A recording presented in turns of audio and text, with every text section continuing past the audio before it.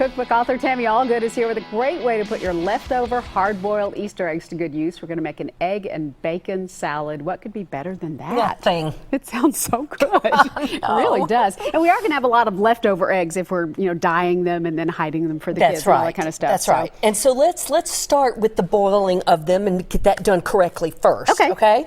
So what I like to do is, and I like to use farm fresh eggs. Okay. So you can use these from the supermarket, but look at the difference here. I mean, you don't even have to dye these. These are already beautiful. And these are from my friend Mary Jo Williams in Burns, Tennessee. Okay. So what you do is you start with an empty pan and your eggs in the pan with no water. Okay. Then add cold water to that. Make sure they're going to float, so just about that much, and then you're just going to set this over high heat.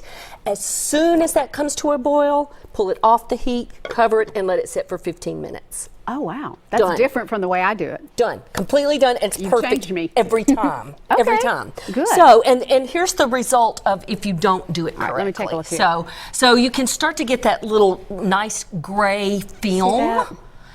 And if you'll pop that out, you can really see that. It's kind of greenish gray. It's not appetizing. It's not going to hurt you, but it's not appetizing. Let's just face it. Look how much nicer that looks. Absolutely. It looks fresher and done correctly. That's going to make a better egg salad. Absolutely. Okay. So what I've done is I've separated those eggs and yolks, and so I've got the yolks here. Okay. And these are in between hard and soft. So, and the reason I did that, Meryl, is because I want them to be soft and moist. And I don't you don't have to use as much mayonnaise if your eggs are more moist. Oh, that's a good idea. So we're going to use less mayonnaise, and what you're doing is exactly right. I like to crush those first, and then I'm going to add the other ingredients. Okay, now see how moist these whites are?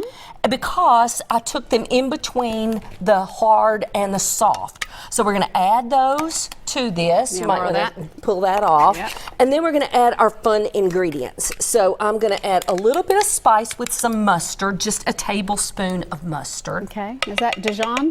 Yes, it is. Okay. And then we're going to add some green onions from my garden, too. You've got onions already? Yes. Yes. And celery, 1 large stalk. And then, by themselves, eggs are kind of plain. So I'm going to add some chopped up green olives that are stuffed with pimentos to that. A tiny bit of salt and pepper, because you don't need as much salt because of the olives and the bacon. And then we're going to add a mayonnaise. Now see how moist and pretty that is? Yeah. So you don't really need, this is only 1/3 of a cup of mayonnaise.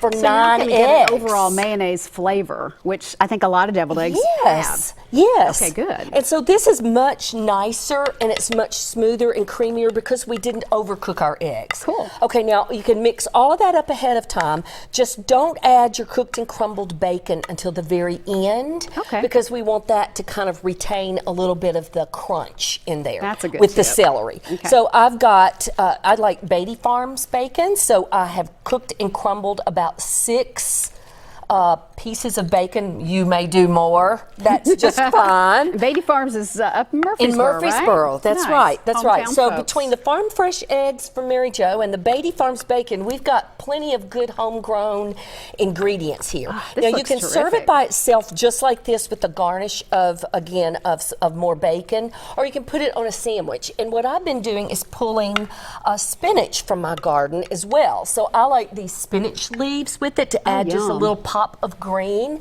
And so you've got the perfect meal for maybe not Sunday, but Monday. Oh, yeah. What a great idea. I love this, Tammy.